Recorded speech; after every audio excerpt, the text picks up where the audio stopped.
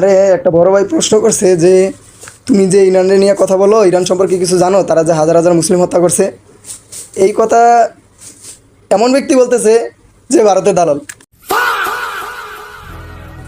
যেই ভারত বিগত বছর ধরে হাজার হাজার মুসলিম হত্যা করছে, শত শত মসজিদ মাদ্রাসা মাটির সাথে মিশিয়ে দিছে, মাদ্রাসার সাধারণ ছাত্রদেরকে জঙ্গি ট্যাগ দিয়ে ধরে নিয়ে গেছে এবং অনেককে হত্যাও করছে। এবং আমাদের বর্ডারে প্রতি বছরই সাধারণ নাগরিকদেরকে হত্যা করে, গুলি করে। আবার তারা হত্যা করে ক্ষান্ত হয় না, তারা কাঁটাতারে ঝুলিয়ে রাখে।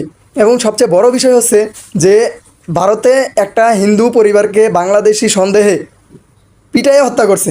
মানে কী পরিমাণ ঘৃণা করে বাঙালিদেরকে, অথচ এই বাঙালিরা ভারতের সাপোর্টার। ভারতকে কিছু বলা যাবে না, কারণ ভারত তাদের বন্ধু। কী দিক দিয়ে যে বন্ধু, এটা আছে, একদিক দিয়ে বন্ধু আছে, কিন্তু অন্য সব দিক দিয়ে ক্ষতি করে, শুধু ওই দিকটা ছাড়া। এবং ওই দিক দিয়ে একমাত্র তাদেরই উপকার করে, পুরো বাংলাদেশের ক্ষতি করে। অথচ সে বলতে চাইসা যে ইরান খারাপ, ইরান মুসলিম হত্যা করছে। ভাই, মুসলিম হত্যা কারা করে নাই? এবং আরেকটা কথা বলছে যে এই শিয়ারা রাসূল সাল্লাল্লাহু আলাইহি ওয়াসাল্লামকে মানে না, কোনো সাহাবাই কারামকে মানে না, তারা সাহাবাই কারামকে গালি দিছে। ঠিক আছে ভাই, এটা খারাপ। যদি তারা এটা করে থাকে, তারা খারাপ করছে, অবশ্যই খারাপ করছে। এই বলে আপনি তাদেরকে সাপোর্ট দিতেছেন যারা আল্লাহরে তো মানেই না, আপনারা তো কিচ্ছু মনে করে না, আপনারা পাইলে তারা কচুকাটা করবে। সো এই যে আপনার দ্বিচারিতা, এই দ্বিচারিতার কারণে আপনার পস্তাইতে হইব। আপনি খারাপ মনে করেন, ঠিক আছে, তাহলে আপনি সবারই খারাপ মনে করেন।